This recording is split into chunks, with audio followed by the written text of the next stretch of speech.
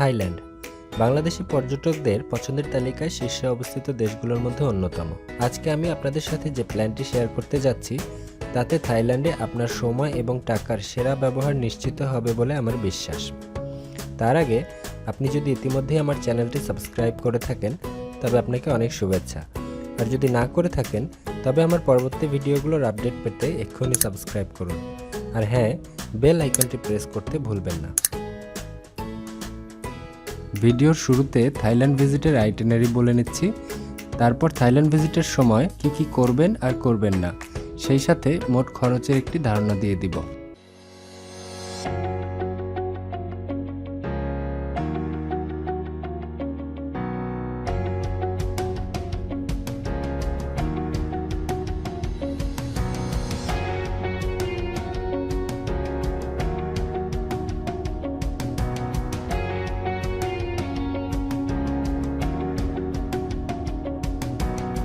আমার প্ল্যান অনুযায়ী থাইল্যান্ড ঘুরতে চাইলে অবশ্যই আপনাকে রাতের ফ্লাইটের টিকিট করতে হবে।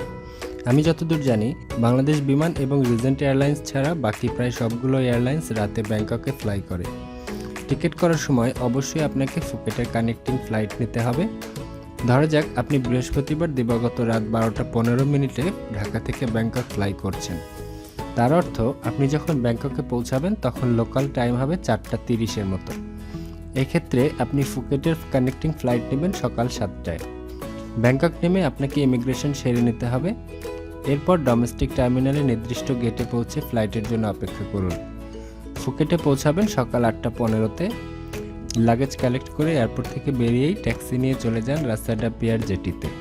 এখান থেকেই আপনাকে ফিফি আইল্যান্ড যাওয়ার ফেরিতে উঠতে হবে। মনে রাখবেন, যদি অফ সিজনে যান তবে আগে থেকে বুকিং তেমন একটা জরুরি নয়, আর যদি পিক সিজনে ট্রাভেল করেন তবে অবশ্যই চেষ্টা করবেন অনলাইনে আগে থেকে বুক করতে।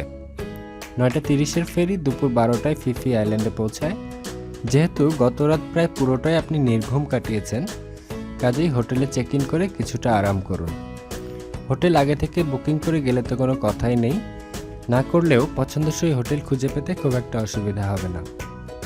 বিকেলে আইল্যান্ডের অলিগলি ঘুরুন আর উপভোগ করুন অসাধারণ সুন্দর বিচ। সন্ধ্যার পর জেটির উল্টো দিকের বিচে বেশ কিছু বারে ফায়ার শো হয়, যা সত্যি উপভোগ্য।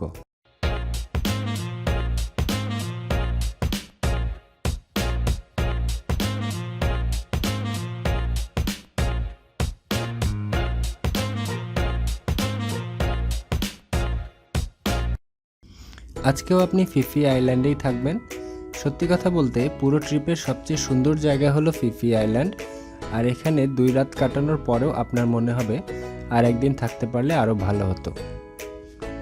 আজকে আপনি খুব সকালে উঠে ফিফি ভিউ পয়েন্ট ঘুরে আসতে পারেন, যা দ্বীপের সবচেয়ে উঁচু অংশ, এবং পুরো দ্বীপটি দেখতে এই ভিউ পয়েন্টের বিকল্প নেই। তবে মনে রাখতে হবে ভিউ পয়েন্টের পথ বেশ পাহাড়ি, যাওয়া আসা মিলে 3-4 ঘন্টা ট্রেকিং করতে হবে, কাজেই প্রস্তুতি না থাকলে না যাওয়াই ভালো। 11টা-12টার দিকে একটি আইল্যান্ড হপিং ট্রিপ নিয়ে নেবেন।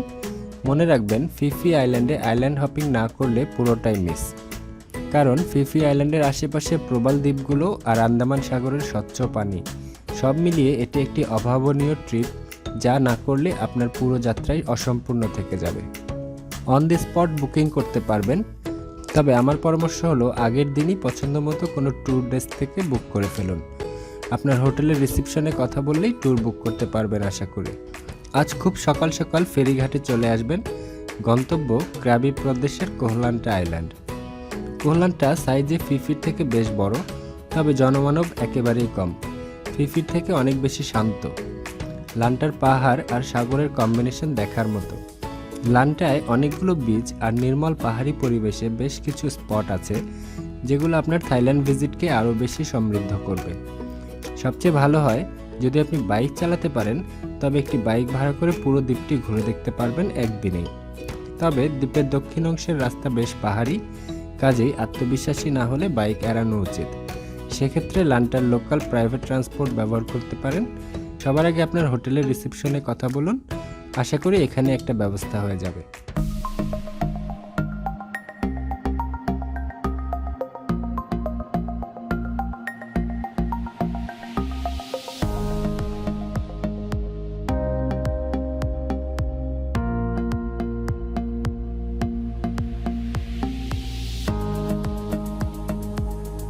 আজকে সকাল সকাল কোহলান্টা থেকে ক্রাবির পথে যাত্রা শুরু করুন।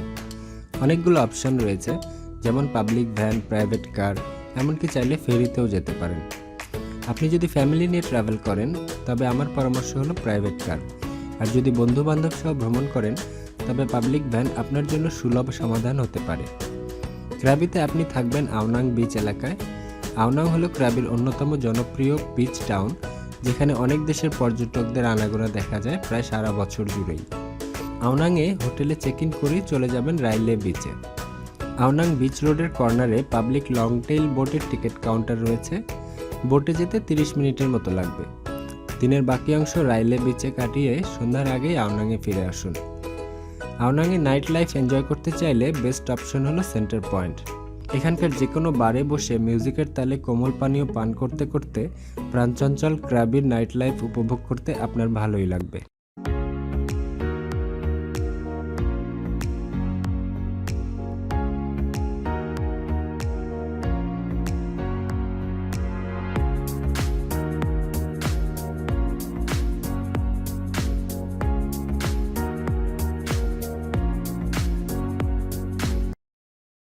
আজ খুব সকালে আপনি যাত্রা শুরু করবেন ফুকেটের পথে। সড়ক পথে ক্রাবি থেকে ফুকেটে যেতে প্রায় 3-4 ঘন্টা সময় লাগে, যা আপনি কী ধরনের ট্রান্সপোর্ট ব্যবহার করবেন তার উপরে নির্ভর করবে। আগের দিনই হোটেলের রিসেপশন থেকে অ্যাভেলেবল অপশনগুলো জেনে নিন এবং আপনার সফর সঙ্গীর সংখ্যা ও প্রকার, সেই সঙ্গে বাজেটের সঙ্গে সামঞ্জস্য রেখে সবচেয়ে ভালো ব্যবস্থাটি বুক করে রাখুন। ফুকেটে পৌঁছে হোটেলে চেক ইন করে একটি অর্ধ দিবস সিটি ট্যুর নিয়ে নেবেন।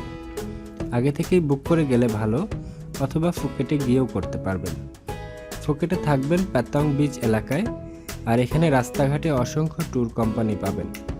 ফুকেটে সিটি ট্যুরে দেখবেন বেশ কিছু অসাধারণ ভিউ পয়েন্ট, ঐতিহ্যবাহী মন্দির এবং 45 মিটার লম্বা বুদ্ধ মূর্তি। রাতে অবশ্যই বাংলা রোডে যাবেন, আর বাংলা রোড সংলগ্ন প্যাতং বিচ তো থাকছেই। আজ আপনাকে ব্যাংকক ফিরতে হবে। থাইল্যান্ডের এয়ার টিকিট করার সময় অবশ্যই এই ডেট এবং টাইমগুলো খেয়াল রাখবেন। যত সকালের ফ্লাইট নিতে পারবেন ততই ভালো। তবে হোটেল থেকে এয়ারপোর্ট ট্রান্সফারের ব্যবস্থা আপনাকে আগের রাতেই করে রাখতে হবে। ব্যাংকক এয়ারপোর্টে নেমে আপনাকে পাত্তায়া যাওয়ার পাবলিক বাস কোথা থেকে ছাড়ে তা খুঁজে বের করতে হবে। থাইরা পর্যটকদের প্রতি খুব বন্ধুসুলভ হয়, কাজেই এয়ারপোর্টে যে কাউকে জিজ্ঞেস করলেই আপনাকে সাহায্য করবে। ব্যাংকক এয়ারপোর্ট থেকে পাত্তায়া যেতে আপনার প্রায় 2.5 ঘন্টা সময় লাগবে। হোটেলে চেক ইন করতে করতে প্রায় বিকেল হয়ে যাবে। পাত্তায়া থাইল্যান্ডের অন্যতম ব্যস্ত ট্যুরিস্ট এলাকা। সন্ধ্যাটা আশেপাশে ঘুরে রাতে চলে যাবেন ওয়াকিং স্ট্রিট দেখতে। অন্যরকম একটা অভিজ্ঞতা হবে নিশ্চিতভাবেই। আগের দিনে আপনাকে কোরাল আইল্যান্ড ট্যুর বুক করে রাখতে হবে। এখানেও প্রথমে আপনার হোটেল রিসেপশন অথবা রাস্তার ট্যুর সব আপনাকে সাহায্য করবে। খুব সকালে ট্যুর কোম্পানি আপনাকে হোটেল থেকে পিক করে পাত্তায়া বিচে নিয়ে যাবে। এখানে অন্যান্য যাত্রীদের সঙ্গে একত্রিত হয়ে আপনার কোরাল আইল্যান্ডের যাত্রা শুরু হবে। যদিও ফিফি দেখে এসে কোরাল আইল্যান্ড আপনার কাছে অতটা ভালো নাও লাগতে পারে, কারণ প্রচুর মানুষের ভিড় আর সবখানে কৃত্রিমতার ছোঁয়া। তারপরেও কোরাল আইল্যান্ডের সাগরের ক্রিস্টাল ক্লিয়ার পানি, সেই সঙ্গে আশেপাশের পাহাড়ি পরিবেশ আপনি উপভোগ করবেন। এই ট্রিপের সঙ্গে সাধারণত লাঞ্চ যুক্ত থাকে, যা পাত্তায় ফিরে এসে পরিবেশন করা হয়। লাঞ্চ শেষ করেই ব্যাংককের উদ্দেশ্যে যাত্রা শুরু করুন। যদি সন্ধে নাগাদ ব্যাংককে পৌঁছতে পারেন তবে আজ রাতেই ব্যাংককের বিখ্যাত ডিনার ক্রুজে যোগ দিন। আর সময় মতো পৌঁছাতে না পারলে এবারের থাইল্যান্ড সফরে আপনি সম্ভবত ডিনার ক্রুজ মিস করবেন, কারণ এরপর আর সময় হবে না।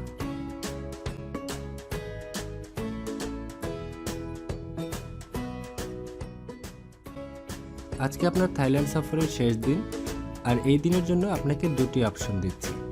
1 নম্বর অপশন, সকাল সকাল সাফারি ওয়ার্ল্ডে চলে যেতে পারেন।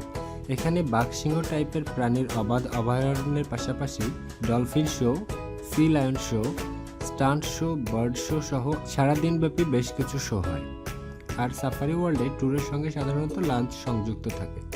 আপনি যদি সাফারি ওয়ার্ল্ড যান তবে শুধুমাত্র যে শোগুলোর কথা বললাম এগুলো দেখে বিকেলের আগেই শহরে ফিরে আসতে পারেন শপিং করতে।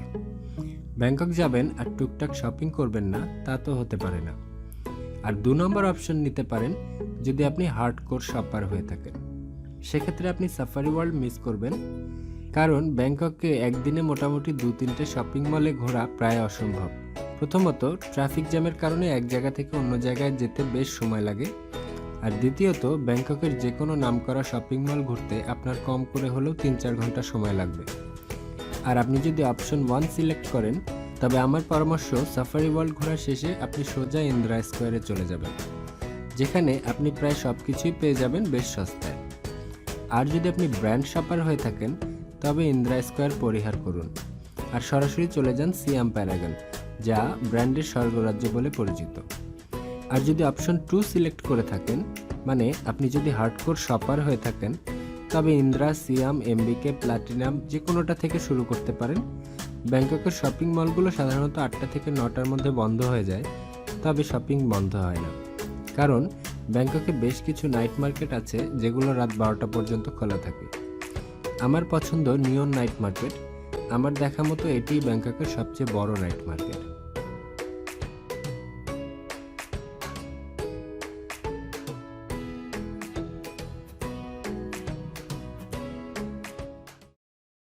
আমি শিওর ইতিমধ্যেই আপনি দেশকে মিস করা শুরু করেছেন।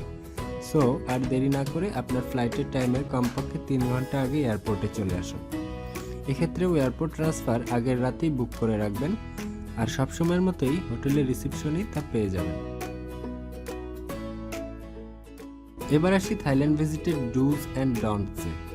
যা করবেন তার লিস্টে থাকছে: ইন্টারনেট সহ লোকাল সিম চালু রাখবেন, লোকাল খাবার ট্রাই করবেন, থাই খাবার টেস্টি এবং সস্তা, যে কোনো কেনাকাটায় বার্গেইন করার চেষ্টা করবেন, যে কোনো সিচুয়েশন হ্যান্ডেল করার সময় মুখে হাসি ধরে রাখুন, কিছু প্রাথমিক থাই ভাষা শিখুন, যেমন হ্যালো, থ্যাংক ইউ ইত্যাদি।